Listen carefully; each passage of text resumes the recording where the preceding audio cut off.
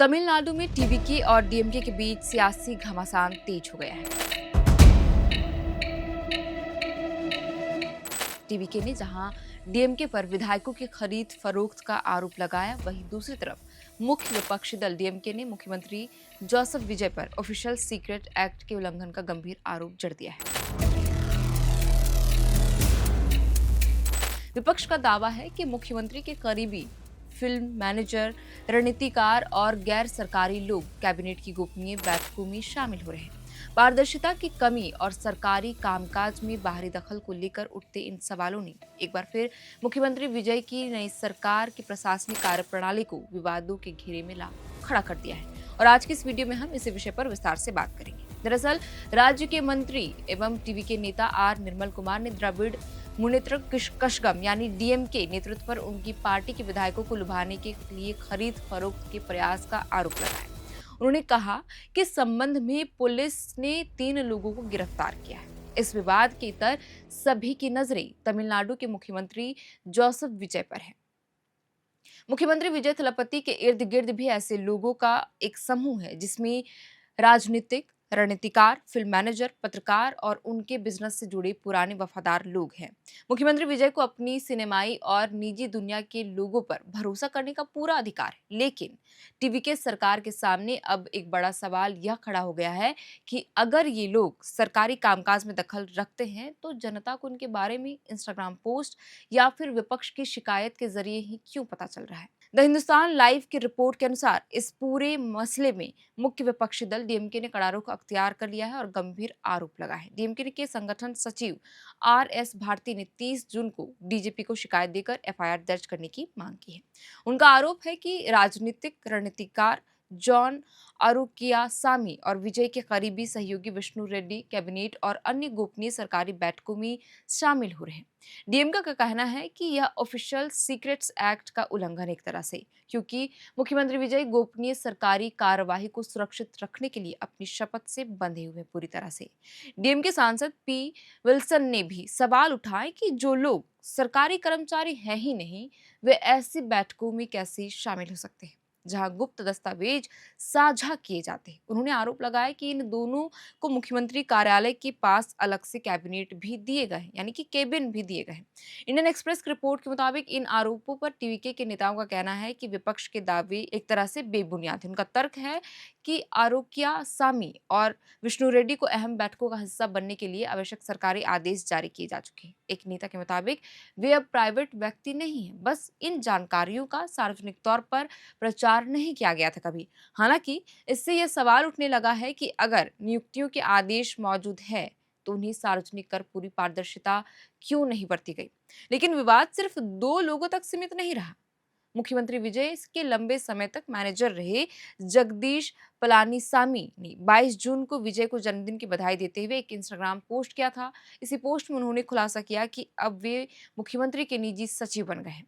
एक टीवी के नेता ने बताया कि यह नियुक्ति 4 दिन पहले ही हो चुकी थी, लेकिन जगदीश ने मुख्यमंत्री से अपनी नजदीकी का फायदा उठाते हुए इस खबर की घोषणा खुद ही कर दी। इतना ही नहीं, इस नई सरकार में फिल्म जगत के लोगों को भी बड़ी जिम्मेदारियां सौंपी जा रही है। बेंगलुरु स्थित केवियन ग्रुप के चेयरमैन और विजय की अनरिलीज्ड फिल्म जन्नाई के प्रोड्यूसर के वेंकट नारायण को भी नई दिल्ली में तमिलनाडु का विशेष प्रतिनिधि नियुक्त किया गया है, जो कि कैबिनेट रैंक का एक पद है। ये मशहूर सिनेमेटोग्राफर मनोज परमहंस, जिन्होंने विजय की कई फिल्में शूट की हैं, उन्हें तमिलनाडु सरकार MGR film and television institute का प्रमुख बना दिया है। मुख्यमंत्री विजय के समर्थकों का तर्क है कि फिल्म निर्माण से जुड़े लोगों के पास शानदार मैनेजमेंट स्किल होती है, जो राजनीति और शासन के बेहद काम आ सकती है। इस मसले पर टीवीके के सूत्रों का कहना है कि 5 व्यक्ति ऐसे हैं जो अनौपचारिक रूप से अहम सलाह और राजनीतिक रणनीतियां तय करने में मुख्यमंत्री की मदद कर रहे हैं। इनमें से एक व्यक्ति विष्णु रेड्डी का रिश्तेदार है, जो कभी डीएमके नेता उदयनिधि स्टालिन के काफी करीबी था। हालांकि अब विजय के एक इनर सर्कल में है। कुछ पत्रकार हैं, जिनमें एक तमिल मैगजीन के पूर्व संपादक भी शामिल हैं, बिना किसी आधिकारिक पद के ट्रांसफर और प्रशासनिक तालमेल जैसे मामलों में सरकार को सलाह दे रहे हैं। इसके अलावा विजय के एक भरोसेमंद पूर्व प्रोडक्शन कंट्रोलर यानी पीआरओ और डीएमके गठबंधन से 2 बार चुने गए लेफ्ट पार्टी के एक सांसद भी इस टीम का हिस्सा बने हैं। सरकार के कुछ वरिष्ठ अधिकारियों का मानना है कि मामला सिर्फ भरोसे का नहीं बल्कि पारदर्शिता की कमी है। तो कुल मिलाकर बात यही है कि एक तरफ जहां टीवीके के नेता ये आरोप लगा रहे हैं कि डीएमके के द्वारा खरीद फरोख्त की जाने की कोशिश की गई थी चुनाव के बाद जब सरकार गठन होना था उस वक्त, इसके लिए 3 लोगों को गिरफ्तार भी किया गया है। लेकिन इसके अतिरिक्त अब सवाल खड़े हो रहे हैं नई नवेली पार्टी और पहली बार सत्ता में आई टीवीके की।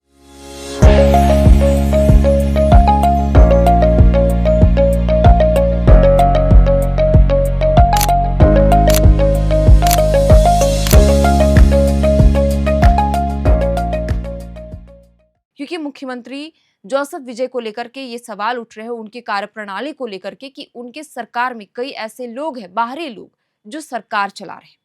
यानी कि सरकार चलाने में जो अहम जिम्मेदारियां योगदान होता है वो पार्टी के शीर्ष नेताओं का होता है या तो कैबिनेट में जिन्हें जगह मिलती है। लेकिन तमिलनाडु में ये पहली दफा हो रहा है, ऐसा डीएमके का आरोप है कि सीक्रेट एक्ट का उल्लंघन हो रहा है एक तरह से, क्योंकि बाहरी दखल किया जा रहा है। कैबिनेट में वैसे लोगों को शामिल किया जा रहा है और गुप्त मीटिंग यानी कि प्राइवेट ऐसी मीटिंगें आयोजित की जा रही है जहां पर उनकी मौजूदगी देखने को मिली है।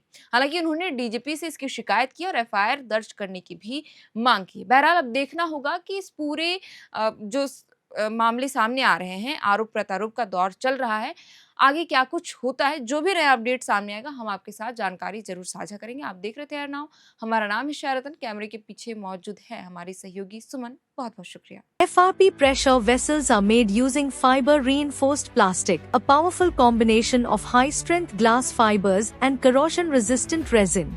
At Duraplast, we manufacture these vessels using advanced filament winding technology. Layer by layer, resin-coated glass fibers are precisely wound over a rotating mold, creating a structure that is lightweight, high strength, and built to handle pressure. The result? Superior corrosion resistance, longer lifespan, lower maintenance costs for industries that demand performance without compromise. For customized FRP pressure vessel solutions. FRP pressure vessels are made using fiber reinforced plastic, a powerful combination of high-strength glass fibers and corrosion-resistant resin. At Duraplast, we manufacture these vessels using advanced filament winding technology. Layer by layer, resin-coated glass fibers are precisely wound over a rotating mold, creating a structure that is lightweight, high-strength, and built to handle pressure. The result? Superior corrosion resistance, longer lifespan, lower maintenance costs for industries that demand performance without compromise. For customized FRP pressure vessel solutions.